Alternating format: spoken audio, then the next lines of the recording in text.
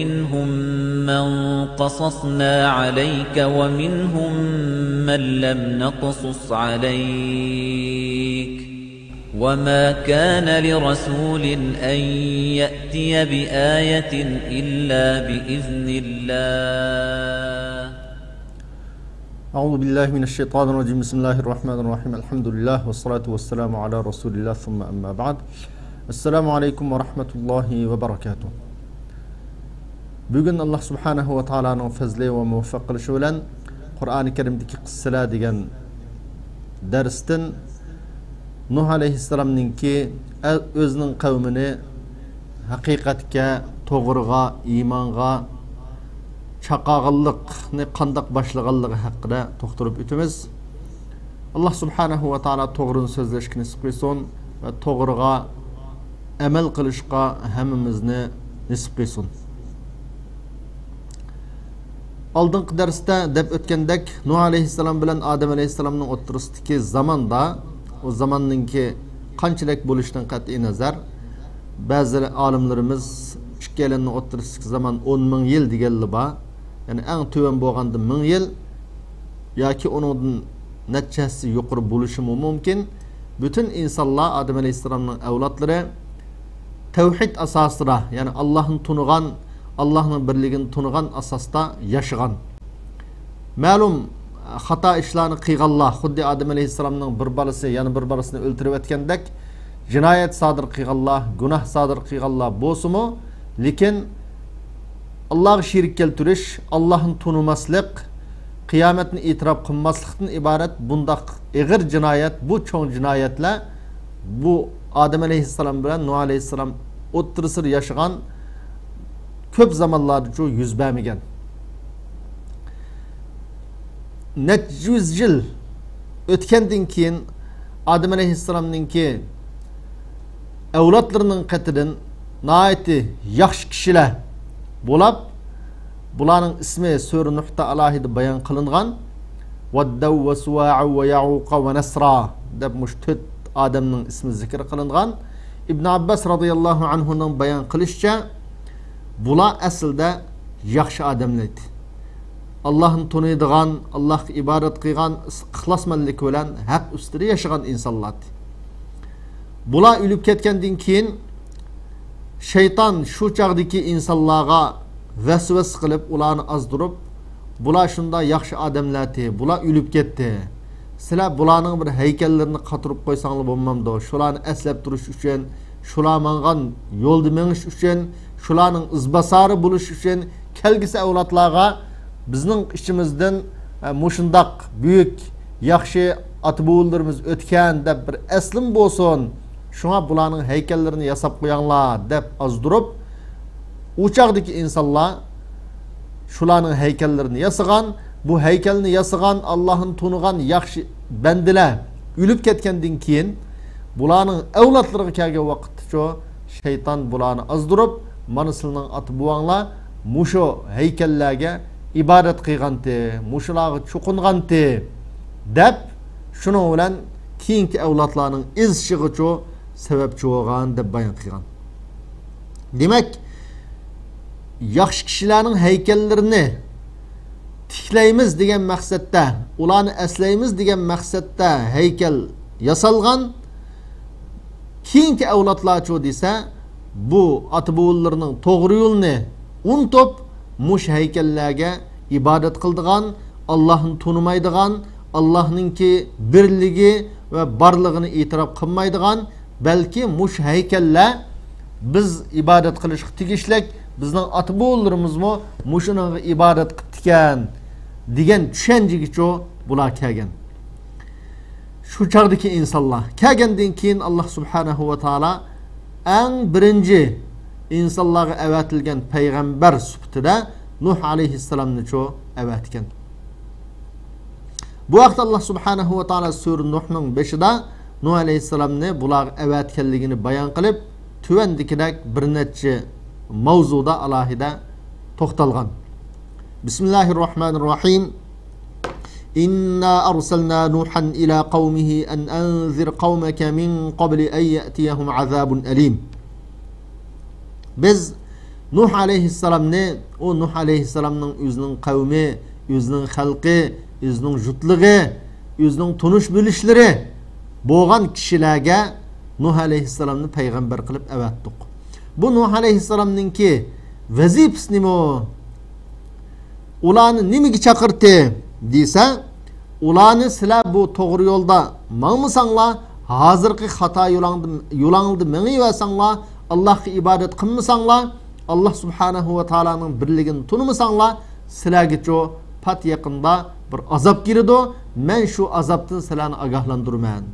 Sizlar Allah qaytinglar, Allohning diniga, asli ota-bobonglarningki to'g'ri diniga qaytinglar deb özünün qavmini, özünün xalqini to'g'riga yetaklash uchun Nuh alayhissalomni avatdiq. Bu yerda özünün qavmi deb, özünün xalqi deb sifatlashda Allah subhanahu va taala bu Nuh alayhissalomninki özünün xalqini naqadar yaxshi ko'rdiganligi, bularning halok bo'lishini qat'iy istamaydiganligi, arzu qilmaydiganligi, balki bularning to'g'ri yo'lda menish orqali Nuh alayhissalomga o'xshash Allohning roziligiga, rahmatiga erishishini umid qildiganligini bildirish uchun shuning uchun ila qavmihi, o'zining qavmiga, o'zining xalqiga avatdiq deb shunday bayon qilgan deydi. Bu oyatdan har qanday bir islohotchi, har qanday bir to'g'rini, haqiqatni yetkazmoqchi bo'lgan kishilar eng boshda o'zining qavmidan, o'zining xalqidan, o'zining oilasidan, o'zining jutlig'idan boshlashning naqadar zarur ekanligi, naqadar ahamiyatli ekanligi mush oyatdan chiqadi. Har qanday bir inson eng boshda o'zining oilasi, yurtligi, o'z xalqi, o'zi o'xshash tilda so'zlaydigan kishilarni to'g'ri yo'lga yetaklash, bularni haqiqatga boshlash, bular xatolikda bo'lgan bo'lsa, bu xatolikni to'sashga tirishchanlik qilish, mana bu her bir islohotchininki roli, qilishga tegishlik vazifasi. Hech qanday bir islohotchi, shu Qur'oni Karimda nurg'un ismi bayon qilingan payg'ambarlarninki vaqaliklariga, bularning qilgan xizmatlariga qaraydigan bo'lsak, hammasi ila qavmihi axuhum degan gaplar nihoyat ko'p keladi. Ularning qarindoshlariga avatdiq, o'zining jutlig'i, o'zining xalqiga payg'ambar qilib avatdiq degan Allah subhanahu va taolaning bu so'zi nurg'un oyat, nurg'un suralarda, nurg'un payg'ambarlarning vaqaliklarida alohida bayon qilinadi. Buningdan her bir islohotchi chuqum avval o'zining xalqi, o'zining qavmi, o'zining jutlig'ini isloh qilishga tirishchanlik qilishi, har qanday musibat xafalikda bo'lsa, o'zining qavmini, o'zining xalqini boshda qutqizishga tirishchanlik qilishi har bir mu'min musulmonning burchi. Mushu qavmihi degan mush so'zdan yoki Qur'oni Karimda boshqa oyatlarda kelgan axuhum degan mush ifodalashdan, ya'ni ularning qarindishi bo'lgan paloni payg'ambarni o'zining qavmiga avatdiq degan mush chaqiriqlardan her qanday bir islohotchining eng birinchi vazifasi o'zining qavmini, o'zining yurtligini, o'zining xalqini qutqizishninki to'g'ri yo'lga yetaklashning naqadar zarurligi chiqiblam turdi. Shunga hech qanday bir odam o'zining qavmini, o'zining xalqini, o'zining yurtini tashlab, boshqa har xil da'vo, har xil nom bilan xizmat qilitim deb o'zining yurti bilan kori bo'lmasligi, bu payg'ambarlarning mush islohot yo'lida tutib mangan prinsipiga, tutib mangan yo'liga zid. Mushu vazifa bilan Allah subhanahu va taolo avatgandan keyin bu yerda Nuh alayhissalom o'zining xizmatini boshlab ketdi. Qala ya qavmi inni lakum nazirun mubin.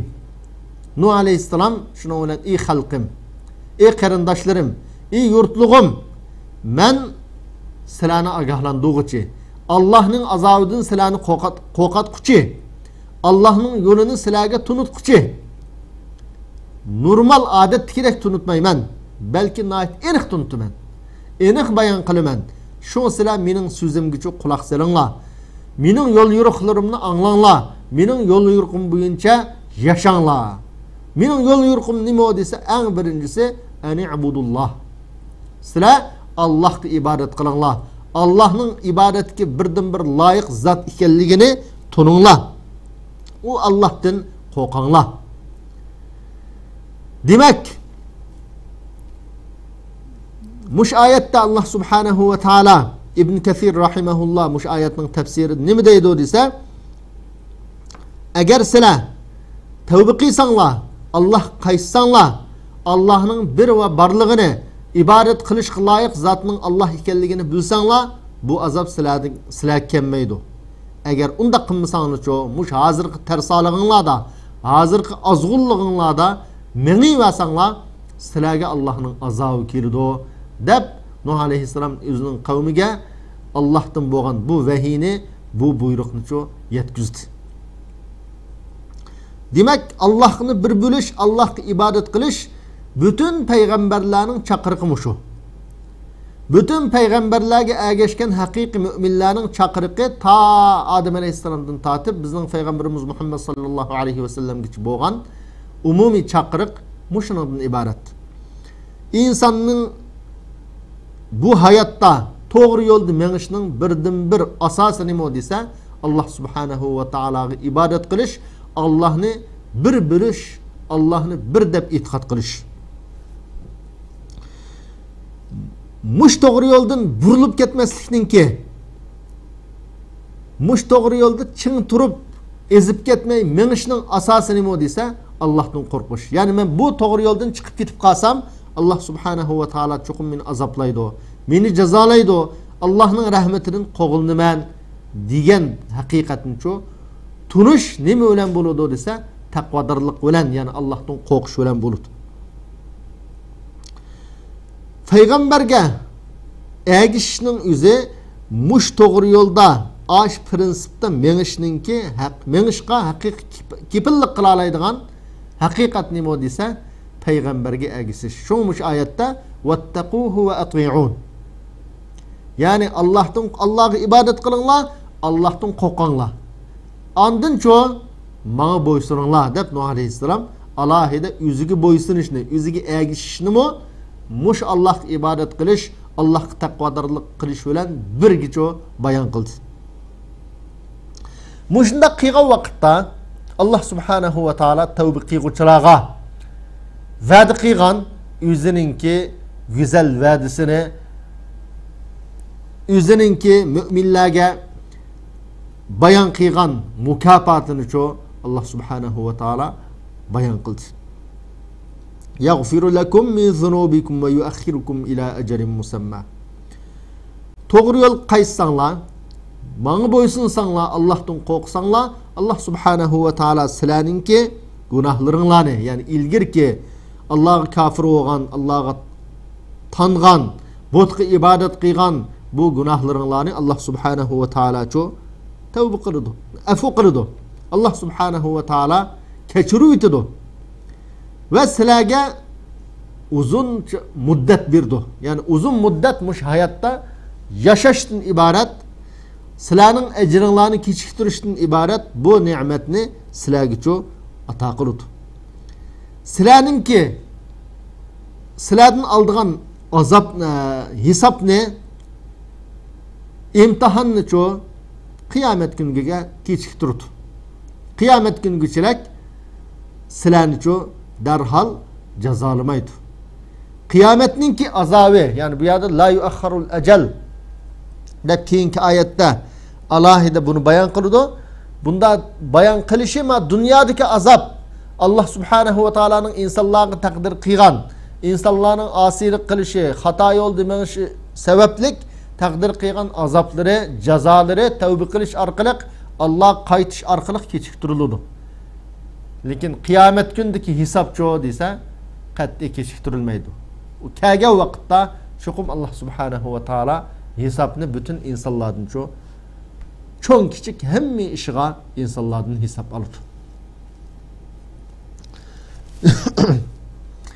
Allah subhanahu ve ta'ala bu buyruk ne? Nuh aleyhisselamның til arqılıq ulanın kavmiga, Nuh aleyhisselamның kavmiga yetkizgenden keyin Nuh aleyhisselam özünün qıyğan xizmetini Allah subhanahu ve ta'alaga dokulat qilishga başladı. Yani Nuh aleyhisselam nait uzun yıl muş Allah subhanahu ve ta'ala'nın inna arsalna Nuhan ila kavmihi en anzir kavmike min qabli en ye'tiyahum azabun elim degan muş ayetini icra kıldı. Muş ayetinin körsetmesi boyunca özünün kavmini ço doğru yolga haqiqatga chaqadi davet kıldı. Muşundaq uzun yıl davet qilgandan keyin Allah subhanahu ve ta'alaga doklat qilishga başladı tüvenki ayetlarda. Qala rabbi inni da'awtu qawmi leylan ve nahara. Ey Parvardigarım, men özlerinin buyruğuna binaen, özlerinin buyruqlarini icra qilish uchun öz xalqimni, öz milletimni kech kunduz silning to'g'ri yo'llariga chaqadim. Ularni davet qildim. Yani leyla ve nahara deb bunu bayan qilishi qat'iy bo'shashmay uzun yil tirishchanlik qilganligi. To'g'ri yo'lni uzun yil o'zining qavmiga, o'zining xalqiga tunutganligini bizga bildirmoqchi.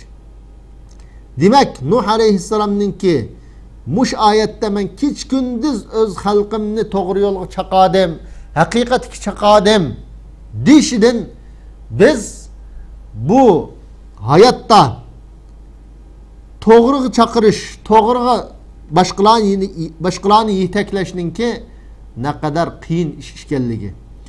Bu to'g'ri yo'lda manaman, haqiqat yo'lida manaman, da'vo yo'lida manaman degan kishilarningki qat'iy bo'shashmay har doim xizmat qilishining zarurligi. Mush oyatdan chiqib turdi. Allah subhanahu ve ta'alaga ibadet qilish, Allah'ını bir bilish, hata yoldan azg'allarni to'sash, mana bu har qandaq bir islohotchininki qilish tegishlik burchi vazifasi. Bizning Allah subhanahu ve ta'ala bizga ato qilgan bizning zaminimizni zolimlarning qo'lidan qutqizib elish, shu o'zimizning zaminda la ilaha illalloh Muhammadur Rasululloh degan iymon islom bilan yashashga tirishchanlik qilish, şu zaminda yaşayotgan musulmonlarni, şu yerda yaşayotgan qarindoshlarimizni o'zining iymonini, islomini oshkorlayolmay, shunda qiyinchilikda yaşayotgan xalqimizni qutqizishga harakat qilish, tirishchanlik qilish. Mana bu Nuh alayhissalomning mushada men kech kunduz o'z xalqimni to'g'ri yo'lga chaqadim, xato yo'ldan ularni to'sdim degan mush chaqiriqqa ovoz qo'shganlik.